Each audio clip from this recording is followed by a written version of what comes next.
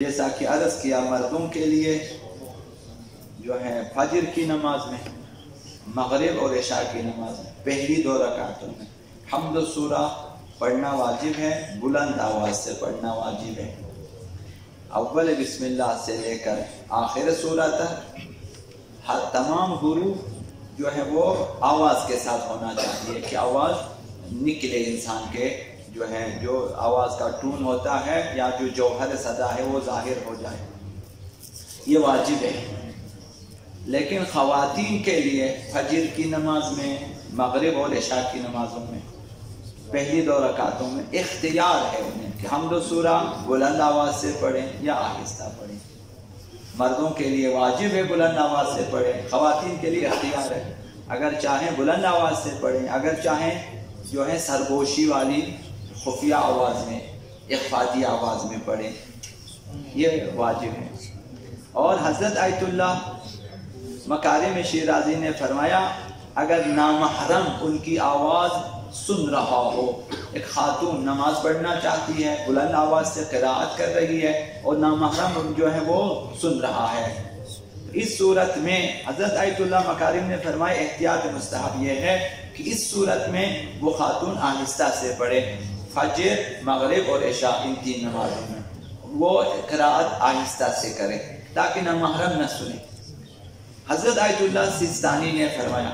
کہ اگر وہ مقام ایسا مقام ہو، وہ جگہ ایسی جگہ ہو کہ نامحرم کو آواز سنانا حرام ہو، کس وقت حرام ہو جاتا ہے کسی نامحرم کو اپنی آواز سنائیں؟ ہر جگہ تو حرام نہیں ہے، ایک نامحرم خاتون ایک نامحرم مرد سے ضرورت کے حساب سے بات چیت جو ہے وہ کر سکتی ہیں، لیکن حرام مقامات وہ ہے جہاں پہ سننے والا قصد لذت رکھتا ہو، حرام وہ مقام ہے جہاں پر خوف گناہ ہو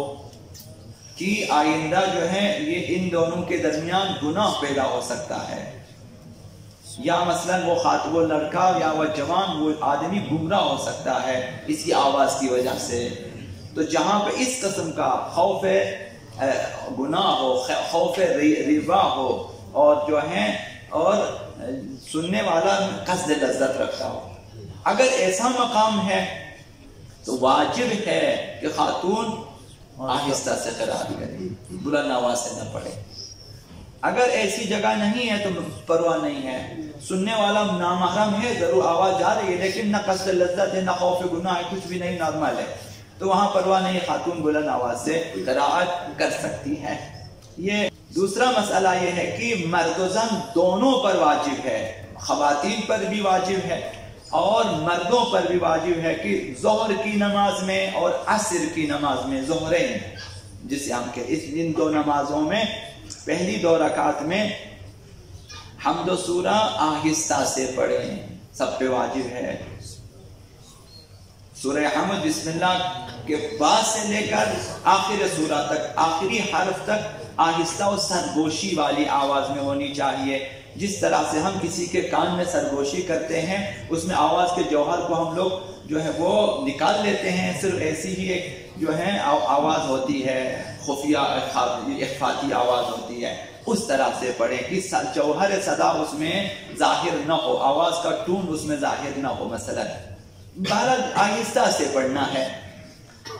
یہ واجب ہے، مردوں پر بھی واجب ہے، عورتوں پر بھی واجب ہے۔ جب ظہر کی نماز پڑھنی ہو، جب عصر کی نماز پڑھنی ہو، پہلی 2 رکعت ہے، پہلی رکعت میں حمد و سورہ آہستہ سے پڑھیں، دوسری رکعت میں بھی حمد اور سورہ آہستہ سے پڑھیں، باقی ذکر رکوع سجود تشہد سلام وغیرہ مطلب اپنی مرضی ہے، آہستہ پڑھیں بلند آواز سے پڑھیں وہ مرضی، لیکن ان 2 میں واجب۔ یہ دوسرا مسئلہ ہو گیا۔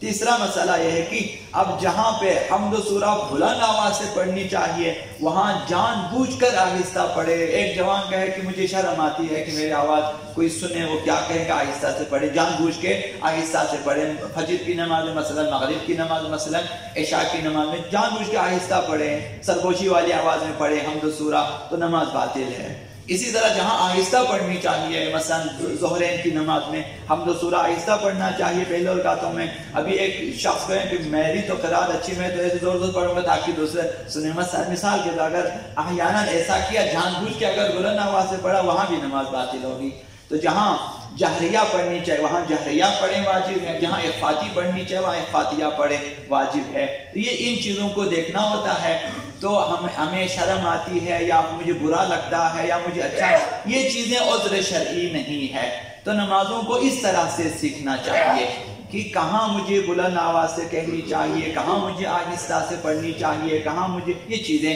معلوم ہونا چاہیے۔